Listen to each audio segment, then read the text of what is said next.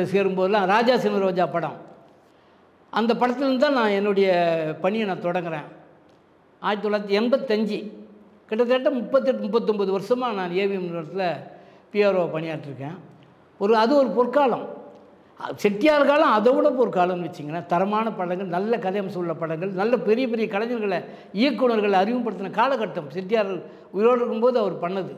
இன்ன வரைக்கும் அந்த படங்கள் தமிழ் சினிமா தலை சிறந்த படங்களாக போற்றப்படுதுன்னா அதெல்லாம் செட்டியார் உயிரோடு இருக்கும்போது எடுக்கப்பட்ட படங்கள். கலங்கரை விளக்கம் ஏவிஎம் நிறுவனத்தால் உருவாக்கப்பட்ட அத்தனை படம் தரமான படங்களை இன்ன வரைக்கும் ஆய்வாளர்களும் விமர்சகர்களும் போற்றப்படுற படமாக தான் இருக்குது.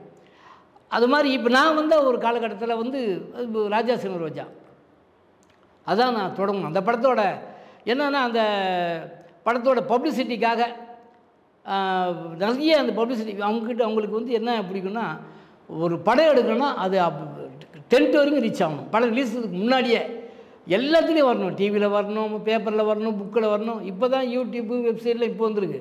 அன்றைக்கி எல்லாத்துலேயுமே வரணும் போட்டு அமுச்சுன்னே இருப்பாங்க. அதுக்கு ஒரு ஆல்பம் ஒன்று தயாரிப்பாங்க. அந்த கரெக்டாக அந்த ஃபோட்டோகிராஃபரை வச்சு ஃபோட்டோலாம் எடுத்து அதுக்கு ஒரு ஆல்பம் தயார் பண்ணி ஒவ்வொரு டிஸ்ட்ரிபியூட்டருக்கும் அதை அனுப்பிச்சி வைப்பாங்க. அது மாதிரி ஃபோட்டோ எடுத்து அந்த இதுக்கே ஒரு ஃப்ரேம் பண்ணி ஒவ்வொரு தேட்டருக்கு அனுப்பிச்சி வைப்பாங்க. அந்த தேட்டரில் படம் பார்க்க வரவங்க அத்தனை பேருமே அந்த படங்களை பார்ப்பாங்க. இது எப்போ ரிலீஸுன்னு தேதி வரைக்கும் அங்கே வச்சுருப்பாங்க. அதுதான் ஏவிஎம் நிறுவனத்தோட இது. அப்போ நான் போகும்போது எனக்கு முழுக்க அந்த படத்துக்கான பப்ளிசிட்டி வேலையை அவ்வளோ ஜரூராக செஞ்சு நல்ல பேர் எடுத்தேன். அந்த படம். அதுக்கப்புறம் அவங்க ரஜினி வச்சு எடுத்த படங்கள்லாம் நான் தொடர்ந்து பணியாற்றினேன். எஜமான், ராஜா சின்ன ரோஜா, அதுக்கப்புறம்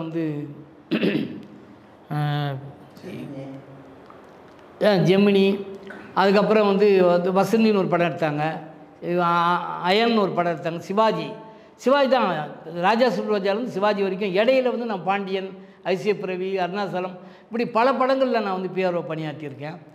அத்தனை படமும் பெரும்பாலான படங்கள் எஸ்பி முத்துராமன் டைரக்ஷனில் தான். அவர் ஏவிஎம் நிறுவனத்திலேயே கிட்டத்தட்ட ஒரு 9 படம் ரஜினியை வச்சு மட்டும் ஏவிஎம்காக அவர் பண்ணது. ரஜினி 9 படம் எடுக்கார், சிவாஜி உட்பட 9 படமும் இவர் தான் பண்ணார். வெளியே பண்ணதெல்லாம் மொத்தம் சேர்த்து 28 படம்.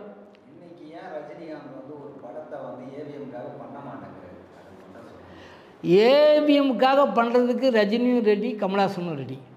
ஒரு முறை உள்ளே ஏவிஎம் ஸ்டுடியோவுக்கு ஃபோட்டோ செக்ஷன் கமல் வந்திருக்காரு. ரஜினி ஒரு டப்பிங்க்கு வந்திருந்தார் ஏவிஎம்க்கு. இப்போ சரவணன் சார் அவர் ரூமில் இருக்கார். எப்போவுமே அவங்க 2 பேரும் உள்ளே வந்தாங்கன்னா ரஜினி சார் சரவணன் சாரை சந்தித்து அவர்கிட்ட உட்காந்து பேசிட்டு தான் 2 பேரும் போவாங்க. அப்படி ஒரு முறை இருக்கும்போது அவர் ஃபோட்டோ செக்ஷன் இவர் வராரு, டப்பிங்லேருந்து சரவணன் சாரை பார்க்குறாரு.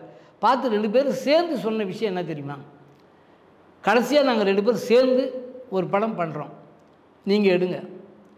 ஏவிஎம் நிறுவனத்தில் நாங்கள் 2 பேரும் இணைஞ்சி முதல் முறையாக நாங்கள் பணியாற்றோம். முன்னாடி நீங்கள் என்னை கேட்டீங்க, முரட்டுக்காலை காலகட்டத்துக்கு அப்புறம் என்னை கேட்டீங்க 2 பேரும் சேர்ந்து நடிங்கன்னு செட்டியாக இருக்கும்போதே என்னை கேட்டீங்க. நாங்கள் நடிக்க மறுத்துட்டோம். ஏன்னா அதை வச்சு நிறைய பேர் சம்பாதிக்கிறாங்க. எங்கள் 2 பேருக்கும் ஒரு செலவில் 2 பேரோட இது பாதிக்குது. அப்படி இருந்தாலும் நடிக்க மாட்டோம்னு நாங்கள் சொன்னோம் அப்போது. ஆனால் இப்போ நடிக்கிறோம், எங்களை வச்சு எடுங்கன்னு சொல்லி 2 பேருமே கேட்டாங்க சரவணன் சார்கிட்ட. இணைஞ்சே நடிக்கிறோம், நீங்கள் படம் எடுங்க அப்படின்னு சொல்லி கேட்டதுக்கு சரவணன் சார் கண்டிப்பாக நான் சொல்கிறேங்க, உங்களுக்கு சொல்லி அனுப்புகிறேன், உண்மையிலே நீங்கள் கேட்டதில் ரொம்ப சந்தோஷம். இல்லை, நாங்கள் உருவானது உங்களால் தான், அந்த நன்றி கடனுக்காக தான் சேர்ந்து நடித்து கொடுக்குறோன்னு நாங்கள் சொல்கிறோம். நான் பிறந்தது இங்கே தான் கமல்ஹாசன் சொல்கிறார், களத்தூர் கண்ணம்பால தான் என்னை குழந்தை நடிச்சமாக அறிமுகப்படுத்துனீங்க அப்படின்றார். ரஜினிகாந்த் சொல்கிறார், முரட்டுக்காலை தான் என்னை 10th வரைக்கும் கொண்டு போய் சேர்த்த ஒரு படம், கமர்ஷியல் ஹீரோவை என்னை மாற்றின ஒரு படம், ஏவிஎம் தான் காரணம். என்னை ஒரு பெரிய சூப்பர் ஸ்டாராக அளவுக்கு நிற்கிறேன்னா ஒரு ஏவிஎம்மும் ஒரு முத்துராமன் தான் காரணம் அப்படிங்க. நான் நன்றி மறக்கலாம், நன்றிக்காகவாது நாங்கள் சேர்ந்து 2 பேரும் நடிக்கிறோம் அப்படின்னு 2 பேரும் சரவணன் சார்கிட்ட கேட்டாங்க. அவர் தான் இல்லை நான் பேசிட்டு சொல்கிறேன்னார். அவங்க எல்லாம் யோசனை பண்ணி இன்றைக்கி இருக்கிற காலகட்டம், இன்றைக்கி பட்ஜெட்டு, இவரோட சம்பளம், எடுக்க வேண்டிய பட்ஜெட்டு, செலவு, இதெல்லாம் கணக்கு பார்த்தாக்கா வியாபாரம் கம்மியாக தான் இருக்கும். அப்படி இருந்தாலும் ரஜினிக்கு மட்டும்தான் வியாபாரம் இருக்கும், கமலுக்கு கம்மியாக தான் இருக்கும் வியாபாரம். அப்போது 2 செலவு பண்ணிவிட்டு 2 நடிகருக்கு சம்பளம், பெரிய சம்பளத்தை கொடுத்துட்டு அந்த படத்துக்கான பட்ஜெட்டுக்கும் செலவு பண்ணிவிட்டு வியாபாரங்கிறது கம்மியாக வருது. இது கணக்கு போட்டு தான் அவங்க நான் சொல்கிறேன்னு சொல்லி அப்படியே சொல்லி விட்டுட்டாங்க. இதே ரஜினி கமல் போயிட்டு விகடன் விருது வழங்குகிற விழாவில் பேசும்போது அவங்க இந்த விழாவில் சொல்கிறாங்க, நாங்கள் 2 பேரும் சேர்ந்து நடிக்க ஆசைப்பட்றோம். எஸ்எஸ் வாசன் ஜெமினி நிறுவனம் தயாரிக்கிற படத்தில் நாங்கள் நடிக்க ஆசைப்படுறோம், எங்களை சேர்த்து வச்சு. நான் ஏவிஎம் நிறுவனத்திலே கேட்டோம், அவங்க ஏன்னே தெரியல இன்ட்ரெஸ்ட் காமிக்கலை. இன்றைக்கி சிச்சுவேஷன் வேறு, பட்ஜெட்லாம் அதிகமாகி போச்சு, இப்போ நாங்கள் அது மாதிரி பண்ண முடியாது அப்படின்னு சொல்லிட்டாங்க. நீங்கள் எடுக்கிறதா இருந்தால் நாங்கள் நடிக்க தயார்னு அங்கேயும் கூட கேட்டாங்க அவங்க.